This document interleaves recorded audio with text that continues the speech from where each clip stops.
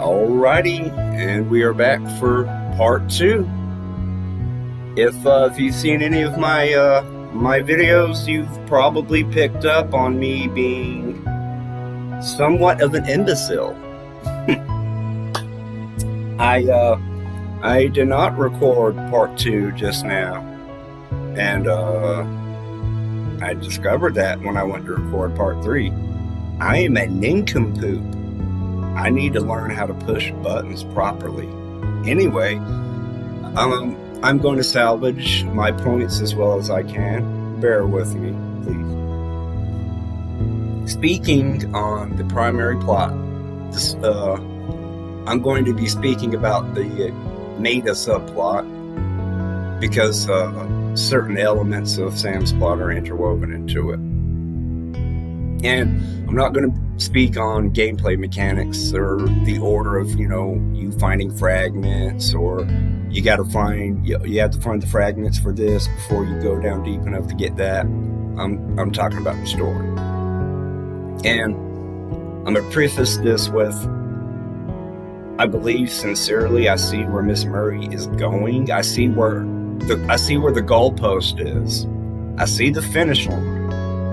I see the points and the story that she's trying to tell to the best of, my sincere understanding. It's just the pathway to get there, the trail, the steps that I'm asked to take. There's certain leaps I'm not able to complete. The bridge is out in some places. That ravine's a little bit too wide. I can't really jump that gap. I'm having difficulty getting there, but the end goal is in sight. And through in-game PDAs, just from what you get, you don't have to find anything from the start. We're given further confirmation to look for radio towers. That's going to lead us to Delta Station, and when we get to the Delta Island, we're going to get a cutscene and a very welcoming from a familiar voice that players from Subnautica should recognize as Margaret Maida. And let me just say that I am absolutely delighted to have Maida back. I mean, what a badass. Nothing but pleasant things to say about the character. However, the way that she is shoehorned into here, when I specifically get onto Maida's story plot thread, I'm going to get into that more later. But her introduction is, at face value, for what it is, freaking awesome. The way that she drops in the storyboarding with her introduction to the player, to Robin, the way that she pilots that prawn suit, that custom mech of hers. And when I say she commands that prawn suit, I don't just mean because she's the pilot. I mean, she owns that prawn suit. That prawn suit is like, mwah, love it. The animators did a wonderful job of showing her mastery of her control of it, and like, hey, this is no ordinary, rebel. I'm not just, I'm an adventurer. No, this is Margaret Maida. This is her personal prawn suit, and it reinforces that Alterra bad. And so far, the story has been supportive of itself. So far, we see how much she's distrustful of us, believing that we're Alterra. And so we're like, man, what really did Alterra do? Now, I'm a Subnautica player, so I do have the benefit of having played it and picked up on the Degassi storyline. And trust me, I understand Maida's personal distrust of authority. Because if I was trapped 500 meters down beneath the surface with somebody like Paul Torgal, I would have wrung his neck. Ugh. She's a saint for having not done the man in herself. I understand why she doesn't trust anyone in authority.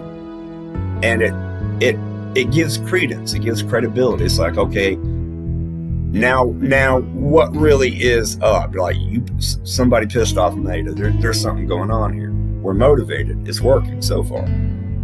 We get to the top, and we're automatically going to discover the radio tower. That plays into Maida's subplot, so that's good story, gameplay, cohesion. It breadcrumbs lead you very naturally. The progression is good in that part. But that there's a map in Delta Station gives us a visual indicator of points of interest. These are Altera tech sites, Altera bases, and that's the primary story point, the primary plot thread. We're driven to find out what happened to our sister. We want to go to these Altera places. We want to find them. We want to know what's going on. Now, in the process of doing this, somewhere between finding the glacial basin on our own and doing things for Maida, if we follow the beacon to the pilot/known location, we learn through Maida, through her subquest, through the greenhouse PDA, that her and Sam sabotaged Omega Lab. We go to Omega Lab, we pick up PDA entries that complement the PDA entries that we pick up in the Glacial Basin and Phi Robotics Lab.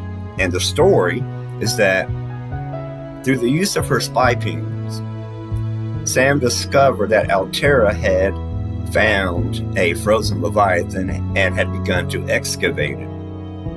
She questioned her superiors about it, and she was dismissed. She was brushed off.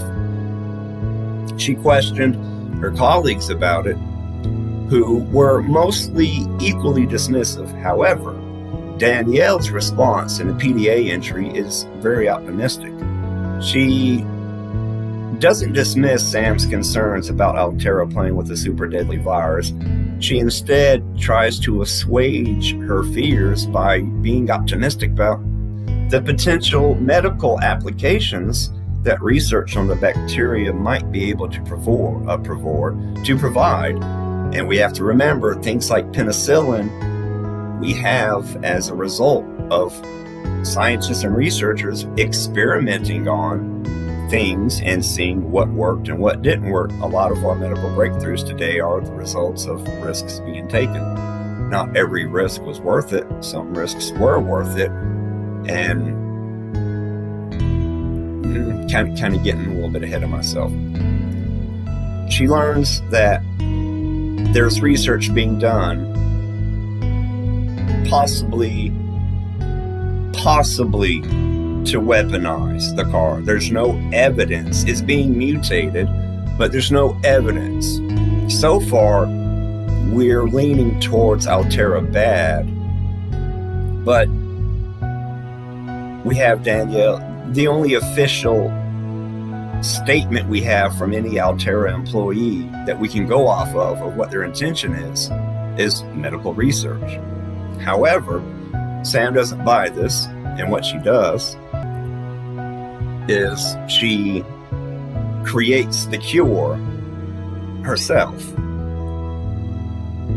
And this is going to be the beginning of where I'm going to start picking apart the inconsistencies in Sam's plot. From around the time that you start picking up the